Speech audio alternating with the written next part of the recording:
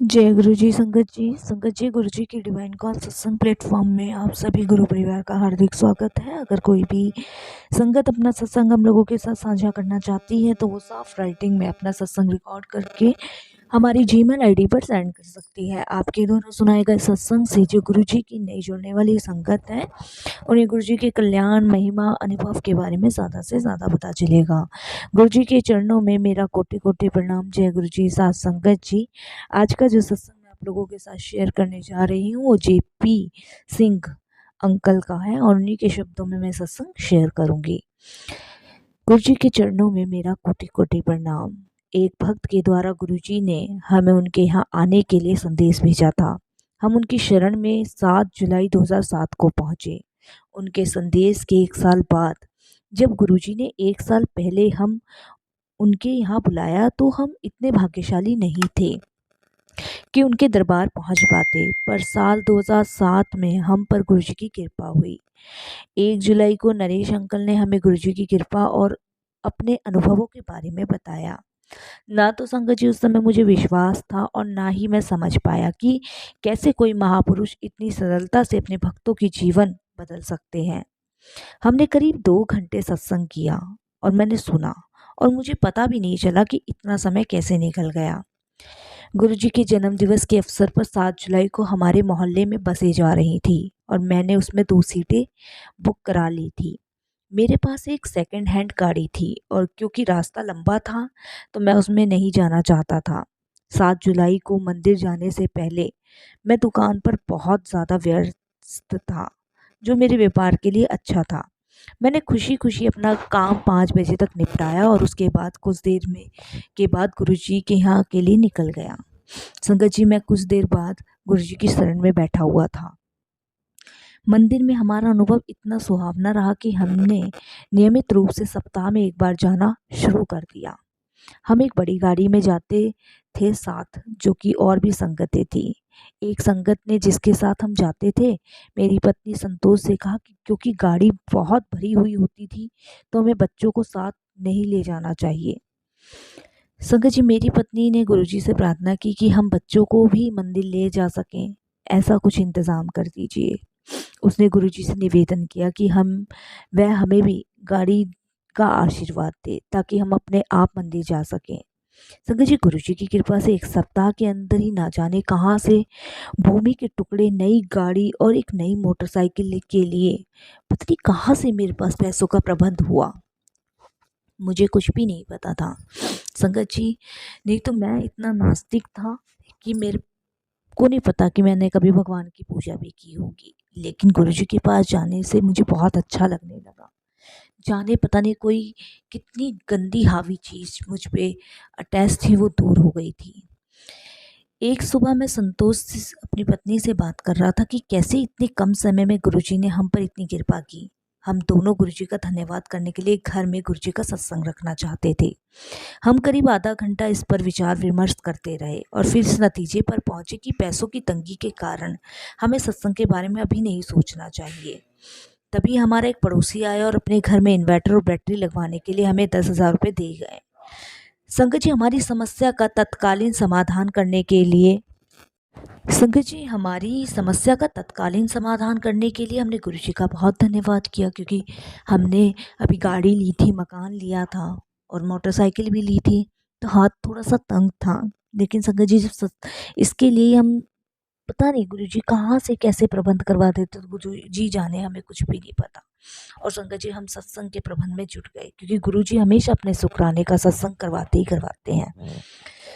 सत्संग वाले दिन गुरुजी की कृपा हुई। उस दिन मौसम कुछ ठीक नहीं था, बादल छाए हुए थे और बारिश होने की आकांक्षा थी। हमारे घर से 2 किलोमीटर की दूरी पर बारिश हो रही थी। गुरुजी की कृपा से सत्संग के स्थान पर बारिश नहीं हुई। संगत जी, कुछ संगतों ने फ़ोन करके हमें कहा कि बारिश होने के कारण वो नहीं आ पाएंगे, पर यहाँ सत्संग और लंगर समाप्त होने के बाद ही 2 घंटे बाद संगत जी बहुत अधिक बारिश हुई। लेकिन जब तक बारिश नहीं हुई, जब तक सत्संग का आयोजन किया जा रहा था। संगत जी, कितनी छोटी छोटी बातों का गुरुजी ध्यान रखते हैं, इसके लिए गुरुजी का अनंतम अनंतम शुक्राना। हमें लंगर भेंट करने का एक और अवसर प्राप्त हुआ। मेरे पिता 6 जनवरी 2009 को चल बसे। 13 दिन बाद हमने कुछ पंडितों को लंगर कराया। लंगर समाप्त होने ही वाला था कि जब 3 सरदार सब 6 फुट कद के अंदर आए और बोले, जय गुरु जी, हम यहाँ लंगर करने आए हैं। संगत जी, बड़ी अचंभत की बात थी। हमने उन्हें बिठाया और लंगर परोसा। वह खुश होकर वापस गए। मैं सोच में पड़ गया कि हम जहाँ रहते थे वहां पर कभी भी हमने किसी सरदार को ऐसे घूमते हुए नहीं देखा था। मुझे वास्तव में लग रहा था कि गुरुजी ने हम पर विशेष कृपा की है। मुझे लगा कि वे ब्रह्मा, विष्णु और महेश थे जो हमारे घर हमें आशीर्वाद देने आए थे। संगत जी, ये तो सिर्फ और सिर्फ गुरुजी कर सकते हैं और कोई भी नहीं कर सकता। अनंतम अनंतम शुक्राना गुरुजी का। संगत जी, सत्संग तो बहुत है, इसमें से मुझे एक और सत्संग याद आ रहा है, वो भी मैं आपको सुनाता हूँ। मैंने मंदिर से गुरुजी का चाबी का छल्ला लिया था, पर उसमें चाबियाँ नहीं डाली थी। मुझे उसमें चाबियाँ डालना उचित नहीं लग रहा था, क्योंकि कभी हमारे हाथ गंदे भी हो सकते थे। इसलिए मैंने उसे अपनी मोटरसाइकिल के आगे लगाने का निश्चय किया, पर समय की तंगी के कारण मैं ऐसा नहीं कर पाया और गुरुजी वह मेरी जेब में ही रखा रह गया। एक दिन मुझे फ़ोन आया कि घर पर एक व्यक्ति मेरी प्रतीक्षा कर रहा है। मैं भी थोड़ी ही दूरी पे था जब मैंने तेज गति से आती हुई एक गाड़ी ने मोड़ पर मुझे टक्कर मारी। गाड़ी बहुत बुरी तरह क्षतिग्रस्त हो गई और शंकर जी, उसके आगे का हिस्सा बिल्कुल नष्ट हो गया, पर गुरुजी की कृपा से मुझे कोई बड़ी चोट नहीं आई।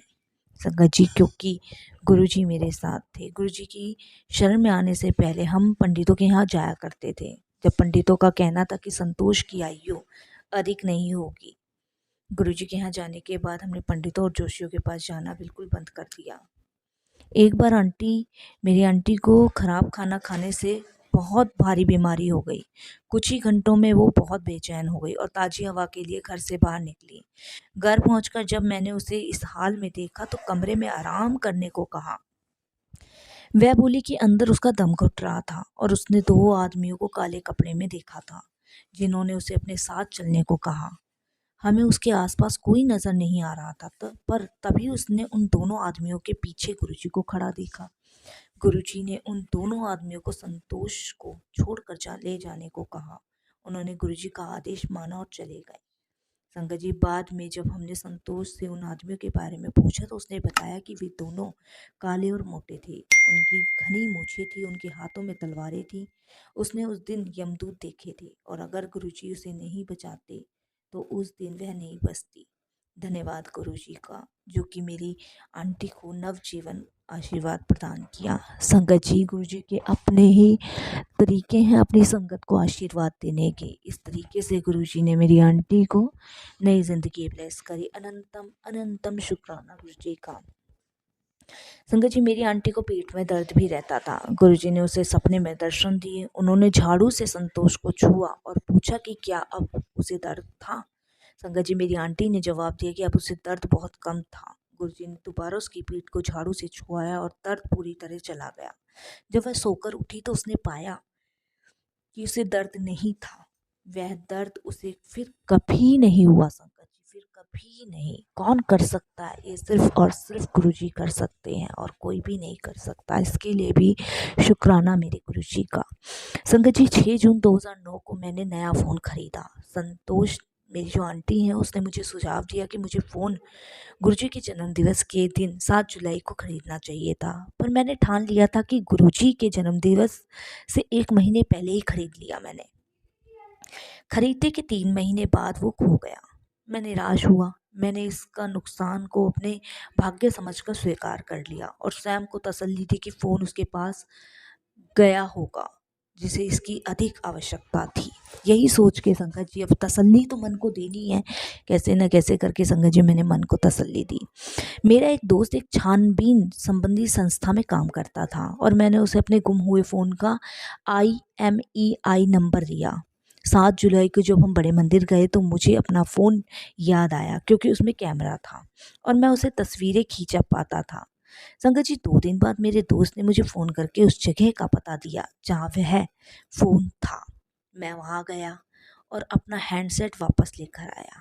उस आदमी का भी भला हो जिसने मुझे पूरी ईमानदारी से मेरा फ़ोन दिया।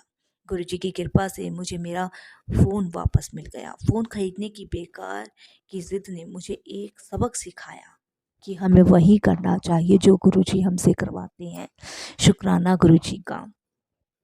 संगत जी, एक और सत्संग याद आ रहा है। एक शनिवार मैं बहुत ही व्यस्त था और दोपहर को खाना नहीं खा पाया। मैं शाम को करीब 6 बजे घर पहुंचा और हम उसी समय बड़े मंदिर के लिए निकल पड़े।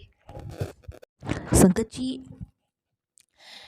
लंगर करके जब हम मंदिर से निकले तो मुझे बहुत तब भी भूख लग रही थी। मैंने रास्ते में कहीं रुक कर कुछ खाने का सोचा, तभी एक संगत मंदिर से बाहर आई और मुझे प्रसाद के 4 लड्डू दिए। मैं खुश हुआ और मुस्कुराए बिना रह ना सका। मेरी आंटी ने मेरे मुस्कुराने का कारण पूछा। मैंने उससे कहा कि मैं प्रसाद खाने के बाद बताऊंगा। मुझे बहुत भूख लगी हुई थी। मैं 3.5 लड्डू में ही तृप्त हो गया और बचा हुआ 1.5 लड्डू मैंने अपनी आंटी को खाने को दे दिया। फिर मैंने उसे सारी बात बताई और मुझे एक बार फिर अनुभूति हुई कि कैसे गुरुजी छोटी से छोटी बात का भी ध्यान रखते हैं। संगत जी, ये कोई भी नहीं कर सकता, सिर्फ गुरुजी महाराज कर सकते हैं। संगत जी, इसके लिए शुक्राना गुरुजी का, अनंतम अनंतम शुक्राना। संगत जी, गुरुजी के यहाँ आने से पहले मैंने बहुत धन बनाया और गवाया था। हर 3 महीने में मुझे बड़ा नुकसान होता था और मेरा सारा धन समाप्त हो जाता था। गुरुजी के यहाँ आने के बाद मुझ पर आर्थिक स्थिति की कृपा हुई और आज मैं एक सुखद जीवन व्यतीत कर रहा हूँ। सब गुरुजी की कृपा से ही है। संगत जी, गुरुजी का जितना धन्यवाद मैं करूं उतना ही कम है। महाराज अपनी संगत का छोटे से छोटा, बड़े से बड़ा सारी चीज़ों का ध्यान रखते हैं। संगत जी, कोई भी नहीं कर पाएगा जो गुरुजी हम सबके लिए करते हैं। अनंतम अनंतम शुक्राना संगत जी। गुरुजी ने ऐसी किस्मत मेरी बदली कि संगत जी, जहाँ मैं इतने बड़े दुख हानि से परेशान होता था, वहाँ गुरुजी ने मात्र अपनी कृपा दृष्टि से ही मेरे सारे संकट दूर करे। संकट जी, मेरी आंटी को नवजीवन प्रदान किया, इसके लिए गुरु जी का अनंतम अनंतम शुक्राना। जितना मैं शुक्राना करूं उतना ही कम है। संकट जी, ऐसी ही गुरु जी अपनी कृपा दृष्टि अपने सभी गुरु परिवार पे बनाए रखें। संकट जी, ये माता पिता के अलावा कोई भी अपने बच्चों की छोटी छोटी चीज़ों का ध्यान नहीं रखता जो गुरुजी रखते हैं। संगत जी, मैं आपको बता नहीं सकता कि मेरे घर में इतनी नेगेटिविटी, इतनी गंदी चीज़ें हावी थी कि दिन रात हम परेशान रहते थे। क्योंकि संगत जी, जिस भी काम में हाथ डालते थे वही काम में निराशा पल्ले पड़ती थी।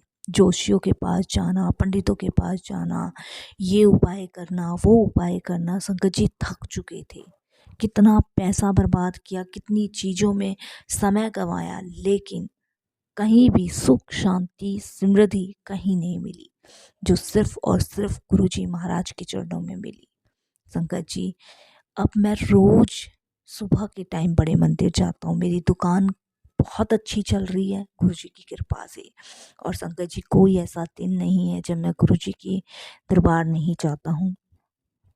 मुझे समय लगता है, लेकिन वो समय ही सबसे ज़्यादा मेरी ज़िंदगी का अच्छा समय होता है, जब मैं गुरुजी के चरणों में बैठ के उनको निहारता हूँ।